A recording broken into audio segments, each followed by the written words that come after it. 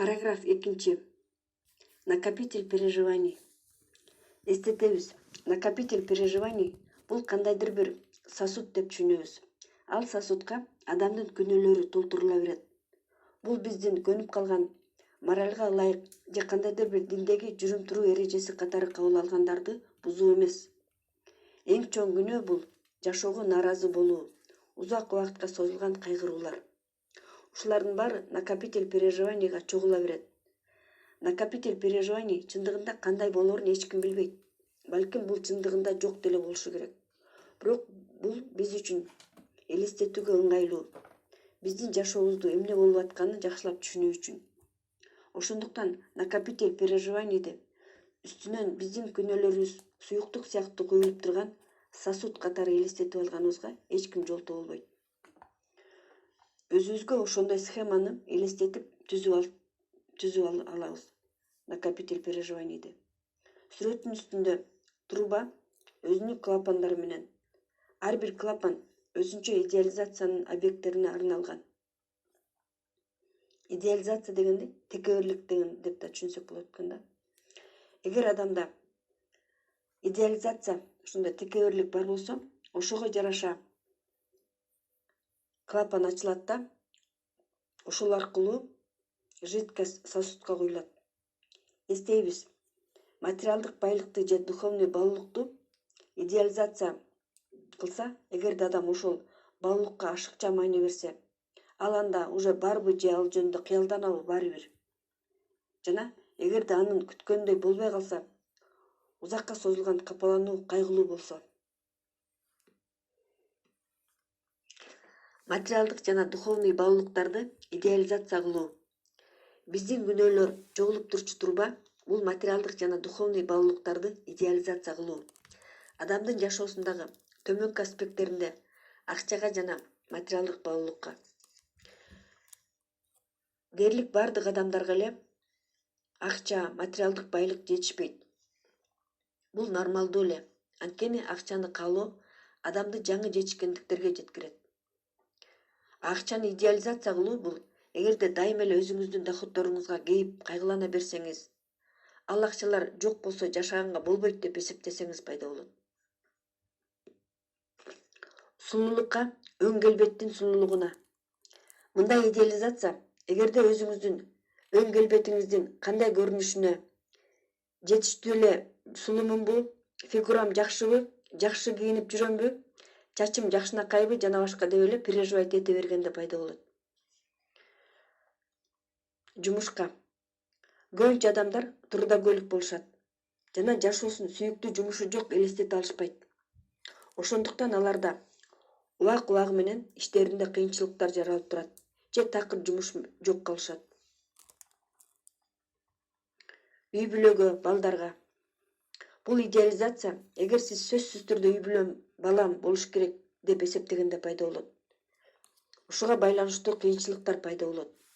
Же сизде чөткү модель болсо, күйөөң же аялың кандай алып жүрүш керек, алардын ортосундагы мамиле кандай болуш керек, алардын милдеттерди кандай бөлүштүрүш керек, балдарын кантип тарбиялаш керек жана башка деп. Эгер жакындарыңыз сиз күткөндөй болбой калса, сизде узакка созулган переживаниялар болот. Секска жана ар кандай жактарына. Сиз оюңуз менен бардык эркектер менен жатып чыгышыңыз мүмкүн. Эркектер үчүн бардык аялдар менен. Жана өзүңүздүн тартынчаактыгыңыз, уялчак жана башка болгонуңуз үчүн реалдуу контакт жок. Же мен жетиштүү эле любовник же любовницамын деп переживать эте берүү. Же секске өтө эле чоң маани берип, өзүңүздү жертва катары көрүп, же авторитетимди түшүрүп салдым деп эсептесеңиз. Увлечение, хобби. Жашообуздун бул аспекти эгерде адам өзүнүн увлечениясына өтө чоң маани бергенде гана пайда болот. Ошондой эле спорт жана саясат. Бул боюнча бирөө күмөн саноону билгизип койсо. Переживание болгонго бардык нерсе болушу мүмкүн. Балык кармаганды билүү, тамак жасаганды билүү, чач кыркканды билүү, роликте кататься кылганды билүү жана башкалар. Бийликке. Бийликти көбүнчөсү жакшы көрөт. Бирок баарында эле аны даамдап көргөнгө мүмкүнчүлүк жок. Эркектер коомдо, жумушта бийликти дамдап көргүсү келет. Аялдар үй бүлөлүк жашоодо.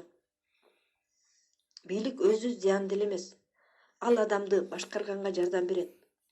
Бийликти идеализация кылуу, бийликти патологиялык эңсөөдө, бийликтен рахат алганда пайда болот. Башка адамдарды кемсинтип, бардыгын контролдой бергенде. Ишенимге, идеяга. Миллиондогон адамдар бирөөлөп тапкан идеяга берилип жанын беришкен. Демократияга, монархияга, коммунизмге, жаркын келечекке, жакшы башкарууга жана башка. Көбүнчө адамдар ошол ишенимдер менен жашашат жана реалдуу жашоо такыр башка закон менен өнүгүп атканына раздражать этишет.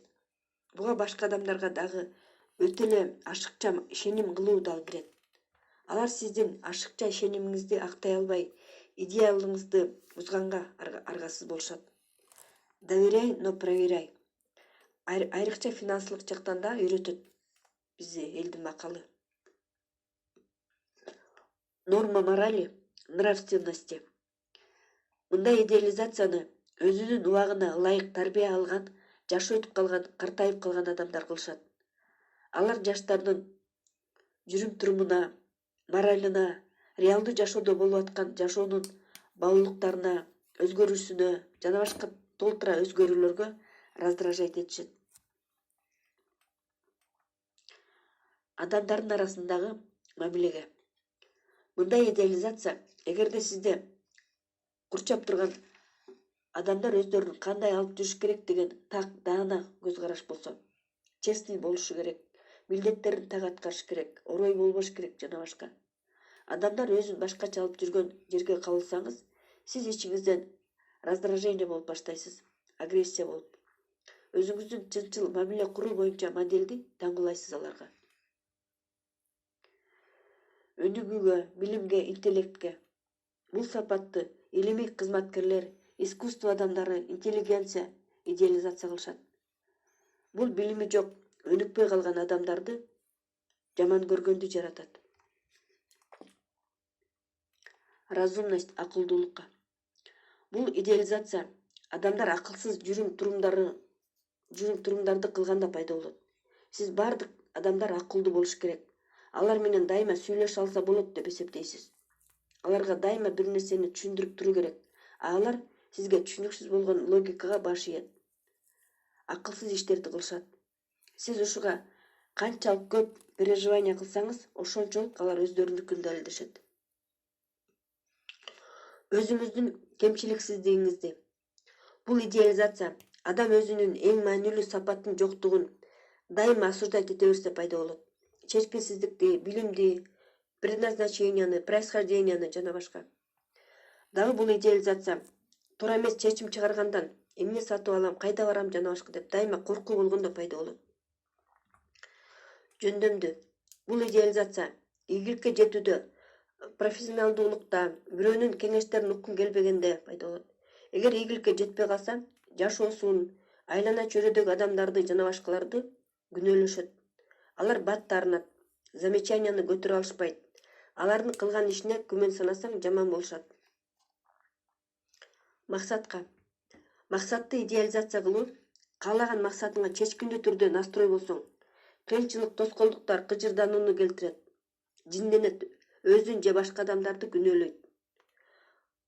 Максатына жетпей калса, эмне болот деп ал жок жашоосун элестете албайт. Гордыня, текебердик. Жашоого мындай мамиле кылуу, дүйнөнүн баары мени тегеренип турат деп эсептеген адамда болот. Дүйнөдө болуп аткандардын баары ал үчүн болуп аткандай, же ага каршы болуп аткандай. Ошентип ал өзүнүн көз карашын, өзүнүн каалоосун, өзүнүн кызыкчылыгы жөнүндө ойлойт. Башка адамдарды теңине албайт. Айлана чөйрөнү контролдоо. Бардык жетекчи кызматтардагы адамдарда болот. Алар өзүнүн иши боюнча баарын пландаштырып турушат. Планы аткарылбай калса, раздражение болушат. Ишенишпейт, ошон үчүн баарын өзүм жасашым керек деп аракеттене беришет. Үй бүлөлүк жашоодо бирөөсү авторитардык мамиле кылганда пайда болот. Өзүнүн оюн таңуулап, же үй бүлөсүнүн белгисиз келечектеги жашоосу үчүн коркуп, переживать эте бергенде пайда болот. Бул айтылган боло турган идеализациялардан, адамдык баалуулуктардан сырткары Кудайга өтө эле чеги жок берилүү жана ишенүү дагы идеализация. Тарбия Кудайга ашыкча ишенүү үчүн эмес, Кудайга ишенбеген башка адамдарды жаман көрүп осуждать эткен үчүн болот. Же башка диндеги адамдарды жаман көрүп осуждать эткен үчүн болот. Кудай мага жакшы көңүл бурбай атат деп претензия койгон үчүн дагы болот. Жогорку айтылган идеализациялардын ар биринин трубасында клапандары болот. Адам көп убакытка чейин өзүнө маанилүү болгон идеяга переживать этип баштаганда клапан ачылат да, ал аркылуу суюктук накопитель переживанийга куюла берет. Адам өзүнүн идеализация кылып аткан баалуулукка карата мамилесинин катасын түшүнөр менен клапан дароо жабылат да, ал канал аркылуу накопительге суюктук барбай калат. Эгер башка клапандардын баары жабык болсо, башкача айтканда, адамдын башка идеализациясы жок болсо, анда накопительдин деңгээли азайып баштайт да жашоо адамга духовный воспитание кылбай калат. Ал адамдын ситуациясы резко жакшы жакка өзгөрүп баштайт. Накопитель переживанийди тазалоо. Накопитель переживанийдин түбүндө суюктук куюлуп агып кетүүчү бир канча трубалар болот. Башкача айтканда, адам өзүнүн жашоосу менен, ою менен өзүнүн күнөөлөрүн жуйт. Дайым эле түбүндөгү трубалар бир аз ачылып турат. Жана алар аркылуу сосуддагы жидкость дайыма агып чыгып турат. Андай жыйынтыкты төмөнкү көрүнүштөн байкасак болот. Жидкость сосудка өйдө жагынан куюлар менен ал дароо эле кайра ылдый жагынан агып азая берет. Башкача айтканда, чогулган күнөөлөр акырындык менен азаят. Биздин кыйналган жашообуз ошондой кылганга түртөт окшойт. Накопитель переживанийдин тазалануусу 4 трубада болот. Түшүнүү менен жакшы иштерди кылып туруу ылдыйкы трубалардын бирөөсү. Адам жердеги бир нерсени идеализация кылат, бирок өзүнүн жакшы иштери менен жана адамга жакшы мамиле кылуусу менен ал ушул трубадагы клапанды ача алат жана суюктукту сыртка агызып, сосуддун толтурушуна жол бербейт. Анын айынан жашоосун жамандыктарга, кыйынчылыктарга жеткизбейт. Анын жакшы иштердин түшүнүү менен кылып туруусуна төмөнкүлөр кирет. Сочувствие, боорукердик, өзүнүн максаты үчүн эмес, жөн гана жардам берүү, кайрымдуулук, курмандык чалуу жана башка адамдардын бактылуу болуусуна арналган жакшы иштер. Мисалы, эгер сиз бул китепти кыйналып турган адамга жөн гана белек кылсаңыз, бул түшүнүү менен жасаган жакшы ишке кирет. Положительные качества личности. Адамдын жакшы сапаттары. Бул суюктук куюлуп агып кетүүчү экинчи труба. Доброта, добродушие, веселость, оптимизм жана башка. Адам жердеги баалуулукка ушунчалык байланып калса да, өзүнүн табигый добродушиеси менен, оптимизми менен мындай адамдардын накопители эч убакта толбойт. Мындай адамдар толук болушат, тамак жегенди жакшы көрүшөт, добрый адамдар. Сторонние воздействия, тышкы таасирлер. Бул башка адамдардын таасиринен болгон труба. Адам жакшы целительге, экстрасенске бара алат. Ал кандайдыр манипуляция жасап, суюктукту азайта алат. Жидкостьты труба аркылуу чыгарып. Бирок мындай жол менен азайтуу кыска убакытка эле болот. Трубанын үстү жагы ачык болгондуктан накопитель переживаний кайра эле толуп калат. Бир жумадан кийин, бир айдан кийин же бир жылдан кийин. Экстрасенстин, целительдин таасирлери таблетка ичкенге эле окшош. Ичсең жакшы болуп, ичпей койсоң кайра ооругандай. Ошондой эле религиялык тазалануулар дагы. Мисалы, христианствода пост, исповедь. Кудайга ишенген адамдар үчүн бул эффективдүү, бирок дайыма үзбөй жасап туруу керек. Церковдун кызматчылары муну жакшы билишет. Ошондуктан алар адамдарга жума сайын дайыма тазаланып тургула деп айтышат. Выполнение предназначения. Предназначениянын аткарылышы. Дагы ылдыйкы трубалардын бири бул дүйнөгө эмнеге келген задача, максатыңды аткаруу. реинкарнация болуп бу дүйнөгө жаралганда ар бир адамда атайын өзүнүн максаты болот. Үй бүлө күтүү, балалуу болуу, согушка катышуу, ученый болуу, айылдык болуу, шаардык болуу, жаңы бир нерсе түзүү, кандайдыр бир билим алуу жана башка. Реинкарнацияда адам бул жашоодогунун баарын көрүш керек экен. Сүйүү, үй бүлө, бийлик, саясат, педагогика, спорт, кол менен иштөө, баш менен иштөө жана башка.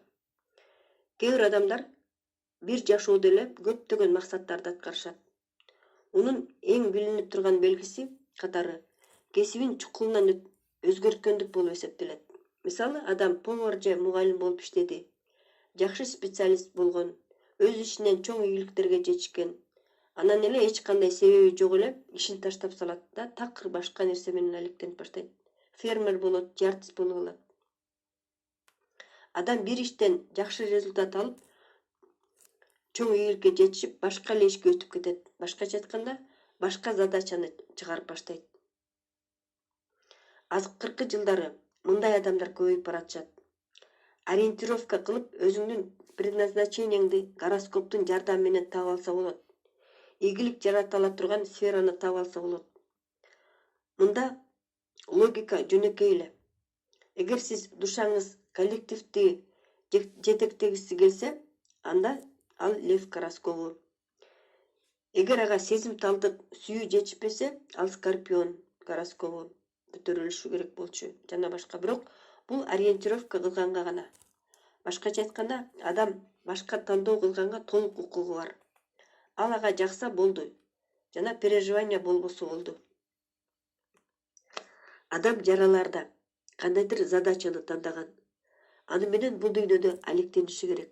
Мисалы, бул адамга жаңы нерсе ойлоп табуу болушу мүмкүн. Искусство жаатында же жаңы илим болушу мүмкүн. Үлгүлүү болгон үй бүлө түзүү, же адамдарды жаңы ишканада иштегенге уюштуруу. Жыйынтыгында душа көп тажрыйба алат.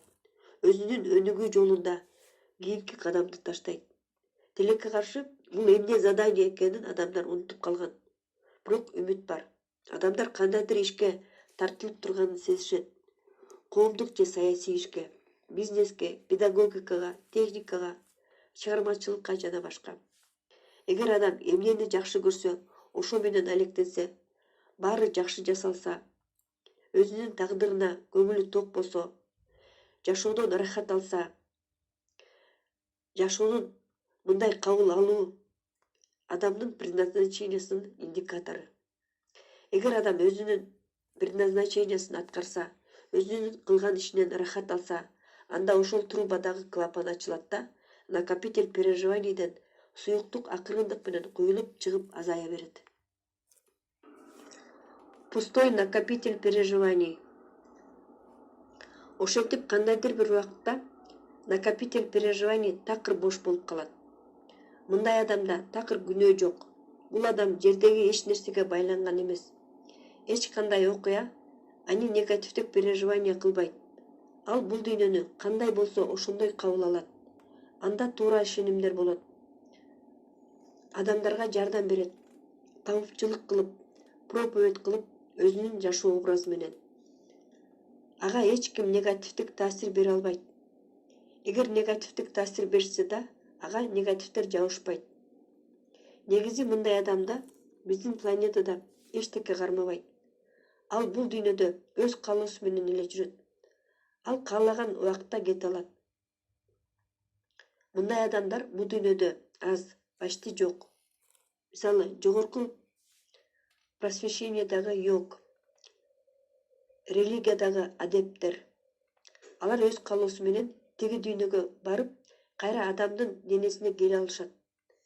Алар өзүнүн предназначениясын толугу менен аткардым деп эсептегенде, алар биздин дүйнөдөн кетишет. Өзүнүн жаш курагына карабастан. Эс акыл менен ошондой состоянияга кирүүнүн бир жолу эс акылы менен бардык нерседен баш тартуу, аскез. Бирок бул биздин жашоодо аз колдонулат. Реалдуу жашоо дайыма бизди жакындарыбызга кам көрүүгө, счетторду төлөгөнгө, акча табуу жана башка провокация кылып турат. Кадимки иштер менен алектенип жүрүп, негативдик переживаниядан карманган кыйын. Ошондуктан көбүнчө адамдардын накопитель переживаний бош эмес. Накопитель переживаний жана аны тазалоо жолдору примерно ушундай. Ар бирибиз өзүбүз ченеп көрүшүбүз керек. Кайсы клапандарыбыздан агып атканын жана жашоодо окуялар болгон жокпу именно ошону идеализация кылган үчүн турмуштун тарбиясын алыш керек болгон. Ар бир адамда бар бул. Ушул жашоонун түзүлүшү боюнча конкретный кайсы идеалдар жана сиздин накопитель примерно канчалык толуп калды? Жашооңузду осознанно анализдегениңизди сунуш кылабыз. Кийинки параграфта бул баа берүүгө жардам беребиз. Азырынча кезектеги жыйынтыкты чыгарганга убакыт келди. Жыйынтыктар. Биринчи. Накопитель переживаний жердеги жана духовный баалуулуктарды идеализация кылуу деп аталган труба аркылуу толот. Бул труба аркылуу сиздин бул дүйнөгө карата болгон туура эмес мамиле кылганыңыз үчүн суюктук болуп куюлуп турат. Экинчи. Накопитель переживаниydеги жидкость 4 труба аркылуу агып чыгып турат. Алар осознанные поступки, түшүнүп жасалган иштер, адамдын жакшы сапаттары, тышкы таасирлер жана предназначенияны аткаруу деп аталат. Үчүнчү. Адам накопитель переживаний жана аны бөксөртүү механизмин билип алса, адам сознательно регулировка кыла алат, өзүнүн тагдырын түзө алат, өзүнүн ден соолугуна кам көрө алат.